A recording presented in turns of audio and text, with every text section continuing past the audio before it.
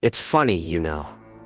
I spent my whole life performing for rooms filled with thousands. They cheered, screamed my name, and I soaked it all in. But now, as I sit here with no one to applaud, I realize how hollow it all was. I was addicted to the spotlight. But that spotlight only burned away at my soul. They say fame has a price. What they don't tell you is that sometimes you end up paying with your soul. I wanted to be a star, to be admired, to be known.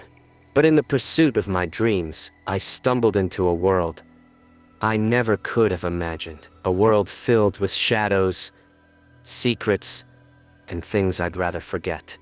I got my first break at 23, a small role in a big movie. It wasn't much, but it was enough to get me noticed. From there, the offers started pouring in. Soon, I was the guy everyone wanted. Big movies, big paychecks, bigger parties. I was living the dream, or so I thought. It wasn't until one of those parties that things took a turn. It was at a mansion, a place so lavish, it seemed almost unreal.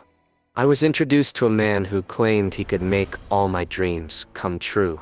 But something about him felt off. He wasn't offering me a role or a contract. He was offering me influence, power, in exchange for something I didn't fully understand at the time. But I was young and I was greedy, so I didn't ask questions.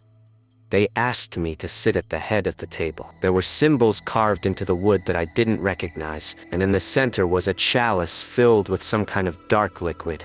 They told me it was a blessing, that if I drank from it, I would be protected, that my career would reach heights I never thought possible.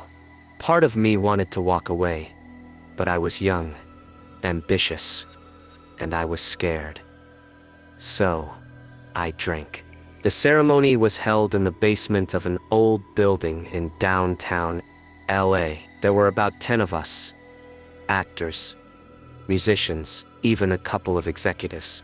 We were told to sit in a circle, and in the center was a small altar with an animal skull on it. The air was thick with incense, and I could hear chanting in a language I didn't understand. They gave each of us a small knife and told us to make a tiny cut on our palms and let a drop of blood fall onto the skull. From that point on, I felt like I was being watched. There were times when I'd be alone in my house, and I'd hear whispers, voices calling my name.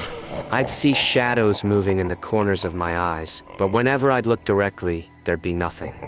The roles I was being offered were darker too. Stories about demons, possession, evil things. It was as if I had become a magnet for darkness. There were nights when I'd wake up bruised and bleeding, not knowing how I got that way. I'd confront the people who invited me to these events, but they'd laugh it off, saying I was just having a little too much fun. But it wasn't fun. It was abuse, and it was as if they were breaking me down, piece by piece, until there was nothing left of the person I used to be. I sat there for what felt like hours, staring at my reflection. I didn't recognize the man looking back at me. I had become a shell. My eyes were empty. My soul was exhausted. I was so close to ending it all. But then, something happened. It was like a voice, a gentle whisper that told me, there is still hope. I didn't know what it meant at the time, but it was enough to make me put the pills down and walk away. That day I fell to my knees and cried like I hadn't cried since I was a child. I prayed, truly prayed, for the first time in my life. I asked God to take away the darkness, to give me another chance, and slowly, I felt a change begin within me. It wasn't instant, but it was real. I was once deceived into thinking that success was worth any sacrifice, but I now know that nothing in this world is worth losing your soul. If you're in a place of darkness, if you feel like you've sold yourself for a taste of fame, remember this: you can still turn back. There is a Savior who loves you and can set you free.